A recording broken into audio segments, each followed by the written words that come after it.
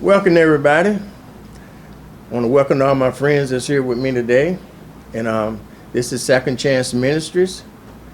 This is to the partners and the friends out here.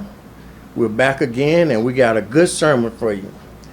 I'm Pastor Clifton Battle and I hope everybody get benefited from this. Today's sermon we're going to be talking about the fruits of the Spirit. And it's going to be taken from the book of Galatians chapter 5 and verse 22 through 24.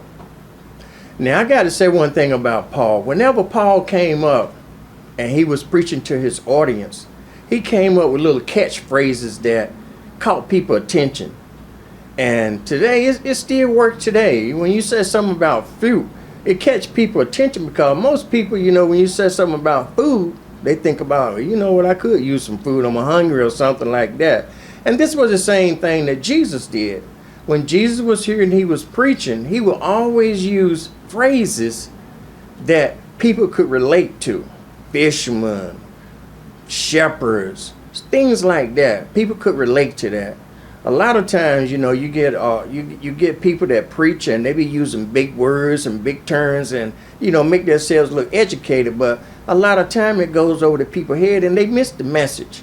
So Paul and Jesus, they brought it down to the people level. And so I'm going to try to do it like Jesus and Paul, and I'm going to try to talk about this fruit myself. And like I said, I like the way Paul do it because Paul, he was like a first generation preacher of the church after Jesus Christ. And so what Paul did, Paul said that he did it in such a way that we should grow. And the way that I do it, I look at it as people being trees. Not a literal tree, but look at yourself as a tree. And now you are a baby tree. You just a little bud coming up out of the ground. And so what you want to do is, as you grow into this great big forest that's already out here around you, you want to look at what kind of fruits this forest is growing.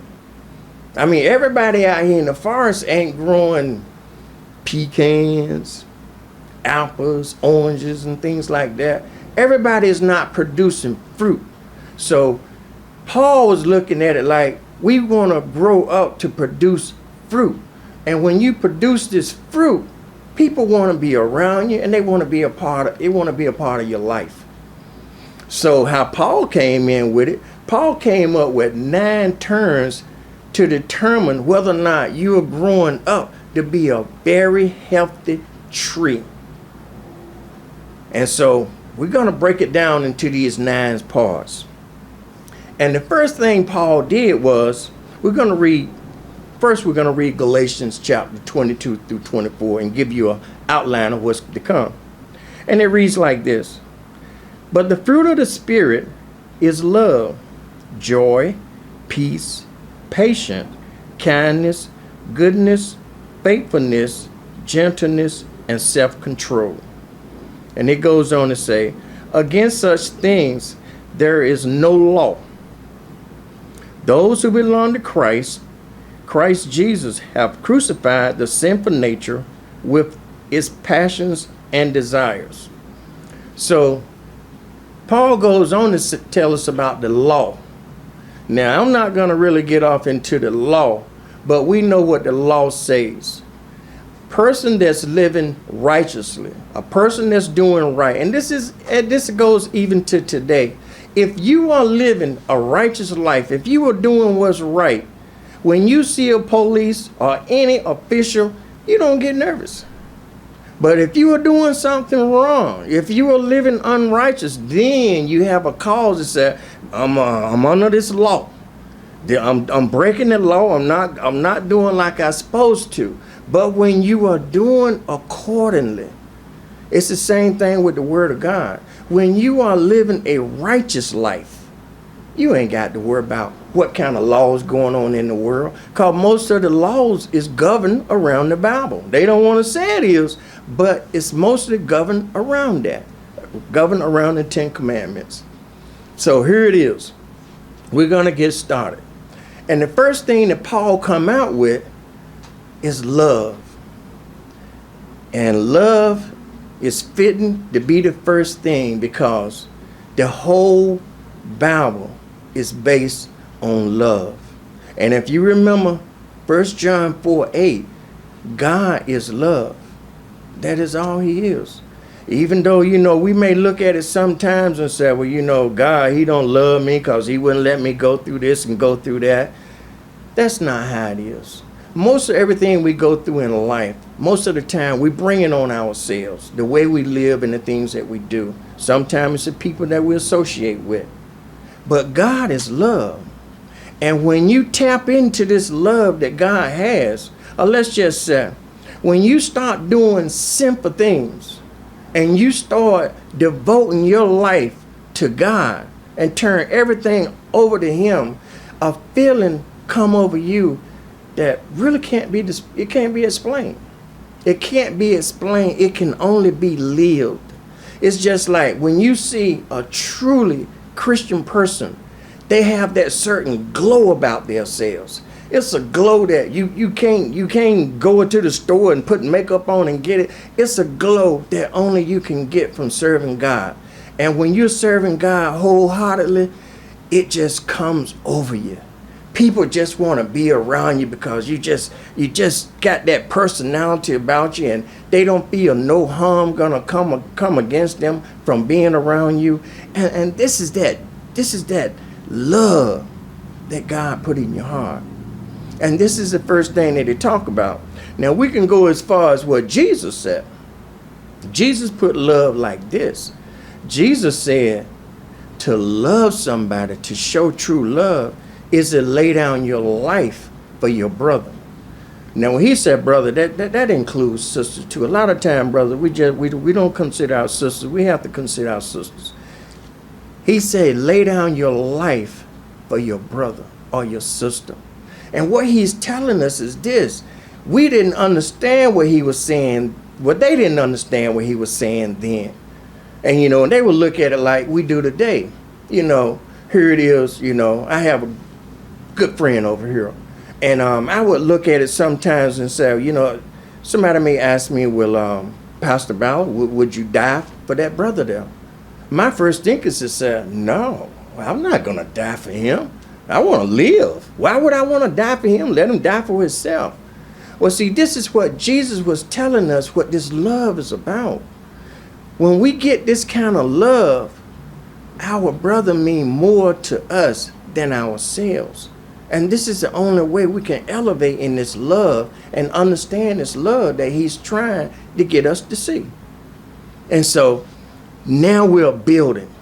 That little tree just growed a little bit. You got some limbs coming out that's based on love. And whenever you grow a tree, the first plants that come out have to be the strongest one. The first leaves have to be the strongest one because they're the one that's going to pull up the rest of them. If they're weak leaves, they're going to fall off, and normally the tree will die. It'll wither away. So he got that foundation. The love is going to be the foundation that this tree is going to grow from. So now this tree is growing up. We got this love. So what's the next thing that this tree have to get? The next thing, when you have this love in your heart, when you have this love in your life, it will only produce joy. That is all it's going to produce. It can't produce nothing else. That's why come joy came in second. I mean, joy, you can get joy, say like you go out and you buy you a car, you feel good for a minute because you got you a new car, or you get you a new bike, or you may find you a new friend. That's a part of joy. But that joy is temporary. It's going to fade away. It will fade away with time. But when you have that joy from that love from God, it's always going to be there. It's never going to go away. Only way it go away when you start serving God and start doing other things in life. But when you put that joy that you get from love in your life, now you're growing up some more. Your tree is looking strong. Now you out here in the forest with all these trees around you that's not producing fruit, but that don't matter. That don't matter. As long as you can get them rays from the sun, you're gonna be able to grow. Now, I'm gonna tell you a little something here. It's like a lot of mothers, they are so protective of their children. And what they do is they don't want to put their children outside in the dirt to play. It's dirty. You don't want my child to get dirty. But that is what make a child strong. Dirt. When you put that child out there in the dirt and just let him waddle and get all in that dirt and get it all in his head and mouth, let him eat some of it, this child normally be healthy. Can't explain it to you, but a child gotta have sunlight. Just like a tree and all plants gotta have sunlight to grow. If you don't have that sunlight, you're gonna wither. You won't be as big as what you're supposed to be. If you notice out in a forest, whenever you got towering trees all around, and you got this small tree that's trying to break through, and it can't get enough sunlight, it only gonna grow so high. It can't grow tall because it can't get the sunlight that it need to get to make it grow.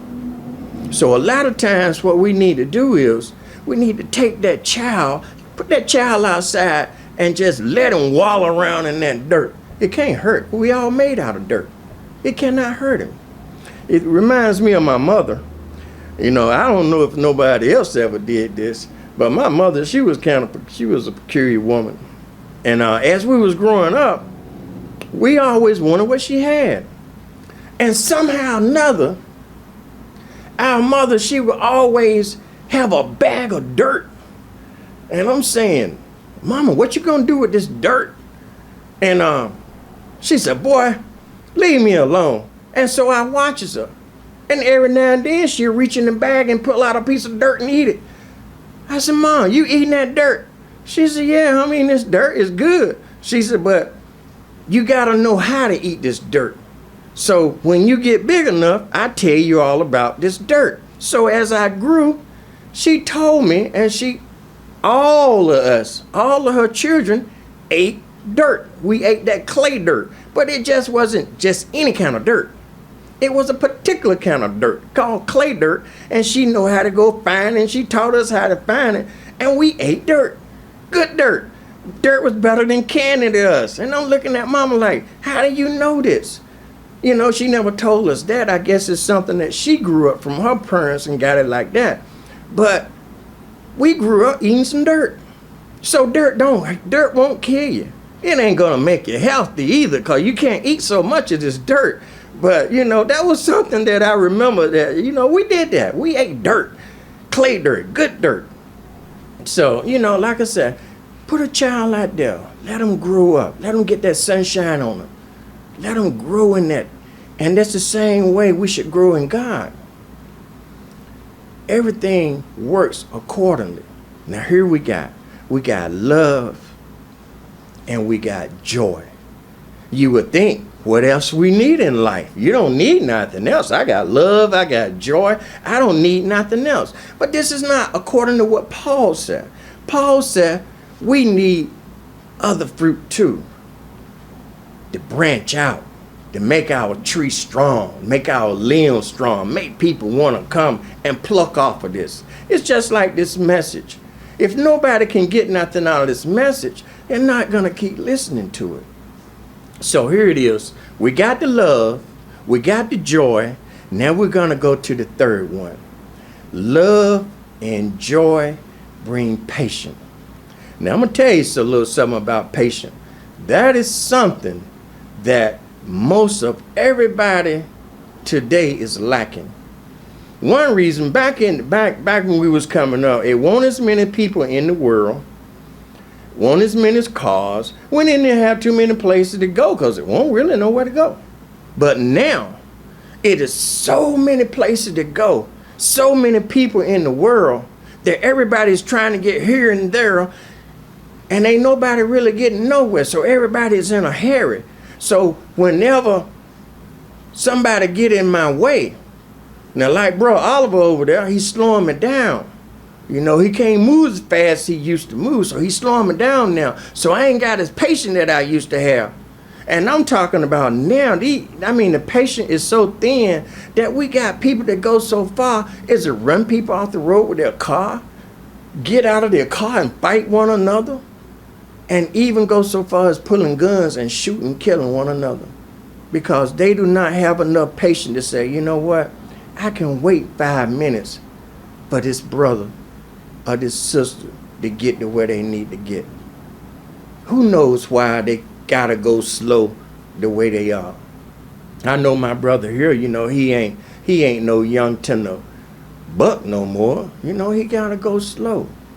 But one day, if God be willing, we are gonna get that age. And we are gonna understand why it is that some people take their time about doing things. Now, I already done learned. It ain't no sense in being no hurry about nothing. Now, that's what Jesus said. He said, don't be in no hurry for nothing. He said, everybody rushing for tomorrow. Tomorrow got its own troubles. I guarantee you, the problem that you got today, tomorrow, you're going to have a brand new problem. And you'll forget all about this problem right here. It ain't as important as what you thought it was, considering the problem that you got now. So we got to learn that patience. But when we got that love, we got that joy, it's going to produce patience.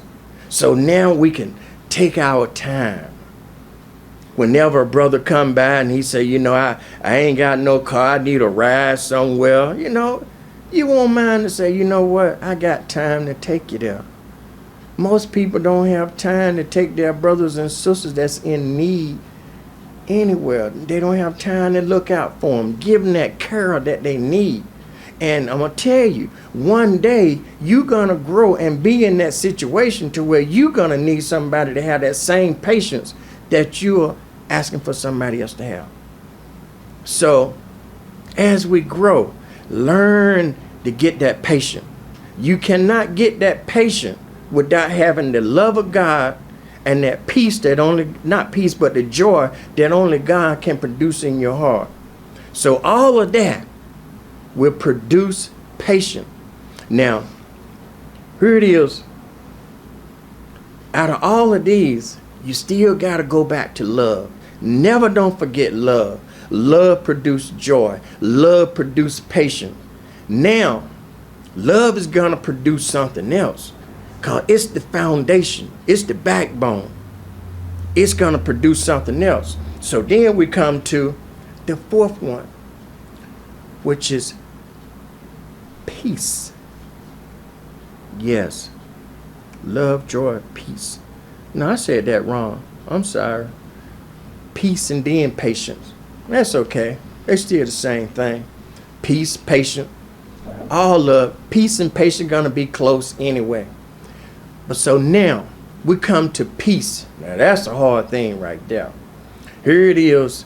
Every year we have wars, acts of war, talks of wars.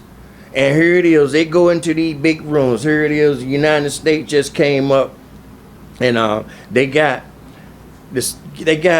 Iran to get a peace treaty that they said supposed to be real good, supposed to last for so many years.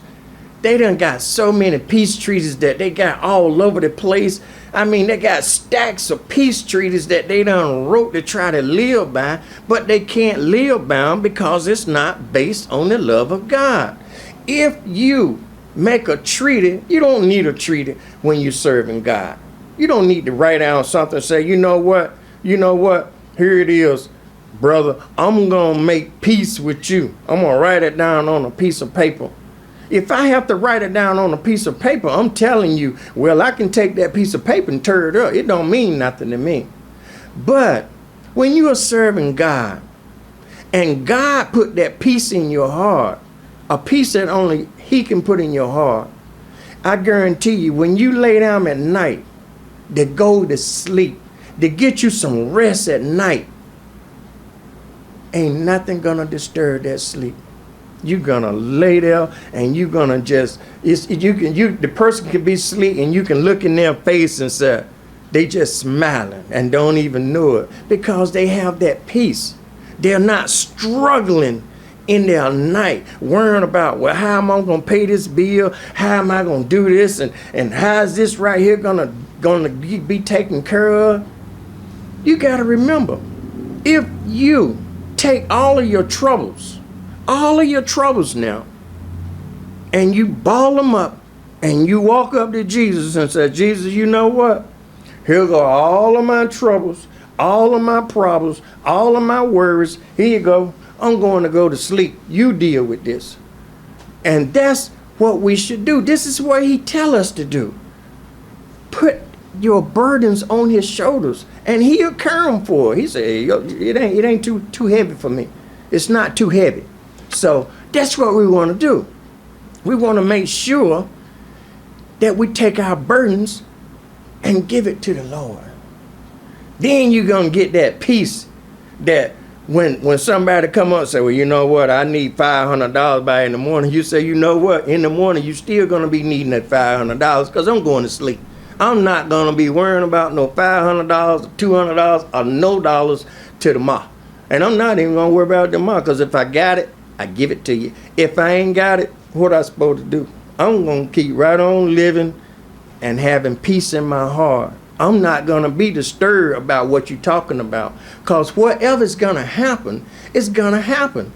And I'm still going to have that joy that God put in my life. I'm going to have that peace that he put in my life. I'm going to have that patience that he put in my life. So it don't matter what goes on. You want to continue to grow. That tree is growing now. Here it is. You got. Nice. I know where I'm at. I know where I'm at. I figured that might happen. The light went out. I figured it was going to get like that. But that's all right. That's all right. I was trying. Go ahead, make a joke. All right, y'all. Look, y'all got to excuse me. Like I said, the power company was listening to what I was saying and said they were saying that, look, I'm gonna cut the lights out to show you that I'm in charge. It didn't make no difference, because only thing it did, it went out for a little while, it come back on. Like I said, whenever God got his hand in something that he want done, it ain't nothing or nobody can stand in your way to keep it from not being done. So, you know, we sat here and looked at the lights and they just come back on. So you know what we're going to do? We're going to just keep right on going on through this sermon right here, just like it ain't nothing never happened. But I do want to bring something to your attention, though, because a lot of people, they real particular about things, you know. And, you know, it wasn't love, joy, patience. It was love, joy, peace. And I just wanted to make that right, because, you know, a lot of people, they stand on every word that you say. So it's love, joy, peace, patience. But if you are growing up to be that tree, it ain't gonna make no difference as long as you got that quality in you. It don't matter where you place it at. As long as you put love first as your foundation, as long as you keep that first, your little tree gonna keep right on growing. So here it is now. You growing up out here in this forest. You got four sets of limbs on you now, and people looking at you like, you know, there's something real different about this person right here. This person over here, he growing up. I don't see no kind of fruit coming up on him, not nothing. And that's only because a person that's growing up living an unrighteous, sinful life. Not that they have to, but because they feel like they want to. What they talking about, thugs and all of this? You know what? A thug, you know, it sounds good, and a lot of women be talking about, I like a thug and all this, but what is he producing? What is he producing in his life? What is he going to produce in your life? Is he going to draw you closer to God? And that's what these trees out here is doing. They are producing fruit. And whenever there's fruit, people are going to flock to fruit because they're going to get something out of that. They're going to grow from what you are accomplishing. You are producing fruit. So we're going to keep right on growing this tree. So like I said, we got 4 limbs going, and they're producing fruit, and people looking at them, and people liking what they see, they plucking off of it. And so now we goes to the next one.